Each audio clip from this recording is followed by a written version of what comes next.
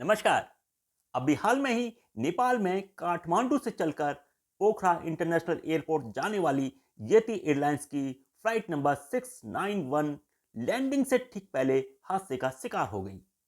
विमान हादसा जब भी कहीं भी होता है या विमान दुर्घटना होती है, उस समय बड़ी छानबीन के साथ में इस बात की जानकारी जुटाई जाती है कि इस विमान हादसे के पीछे क्या कारण है। उनके तकनीकी कारणों के बारे में, मानवीय भूलों के बारे में या अन्य किसी भी प्रकार के कारणों के बारे में विश्लेषण करने के लिए ब्लैक बॉक्स को बड़ी शिद्दत के साथ सर्च किया जाता है। तो आज इस वीडियो में हम ब्लैक बॉक्स के बारे में बात करेंगे। दरअसल ब्लैक बॉक्स दो प्रकार के डिवाइस कंपोनेंट से मिलकर बना होता है, एफडीआर यानी फ्लाइट डाटा रिकॉर्डर, दूसरा सीवीआर कॉकपिट वॉइस रिकॉर्डर।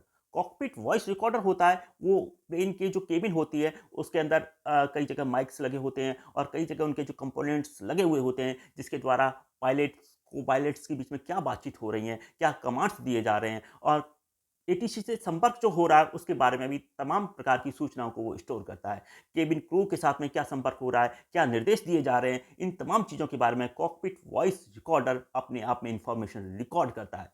ठीक इसी प्रकार फ्लाइट डाटा रिकॉर्डर होता है, वो लगभग 88 प्रकार की सूचनाओं को अपने अंदर स्टोर करता है। जैसे कि फ्लाइट की एल्टीट्यूड क्या था, उसकी स्पीड कितनी थी, बाहर विंड का वेग कितना था, टेम्परेचर कितना था, उस समय फॉग की कंडीशन कैसी थी, फ्लैप्स कैसे थे, इंजन कैसे वर्किंग कर रहा था, फ्यूल की कंडीशन क्या थी, इन तमाम चीज़ों के बारे में फ्लाइट डाटा रिकॉर्डर उन वेरिएबल्स और इंफॉर्मेशन को अपने अंदर स्टोर करता है, जो बाद में स्थितियों को समझने में बड़ी सहायक सिद्ध होती हैं। कॉकपिट वॉइस रिकॉर्डर और फ्लाइट डाटा रिकॉर्डर अपने आप में इतनी ज़्यादा महत्वपूर्ण सूचनाएं रखता है कि यदि इनका सही तरीके से विश्लेषण कर लिया जाए तो 3D सिमुलेशन के द्वारा, ये कंप्यूटर टेक्नोलॉजी के द्वारा उस समय की जो प्लेन की जो कंडीशन है, उसकी जो स्थिति है, उसको बड़ी आसानी से समझा जा सकता है।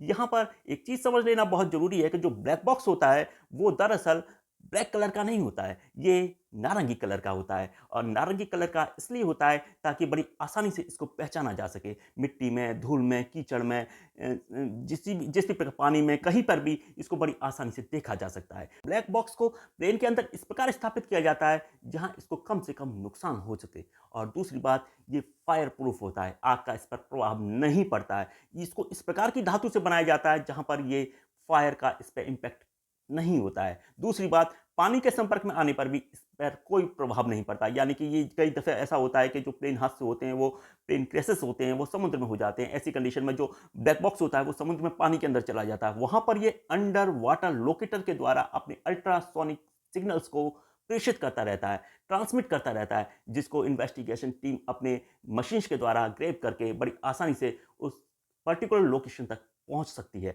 तो ब्लैक बॉक्स इतना इंपॉर्टेंट होता है कि ये उन तमाम खामियों को समझने में बड़ा मददगार होता है जिसके कारण हादसे होते हैं। ये तकनीकी खामियों को, मानवीय भूलों को या और भी अन्य प्रकार के कारण होते हैं, उनको विश्लेषण करने में एक बड़ा महत्वपूर्ण साधन होता है। इसीलिए इन्वेस्टिगेशन टीम हादसे के बाद में जब तकनीकी छानबीन कर रही होती है, तो ब्लैक बॉक्स को सबसे प्रायोरिटी बेसिस पर सर्च करती है और उसको प्राप्त करने के बाद में ही किसी निष्कर्ष पर पहुंचा जा सकता है।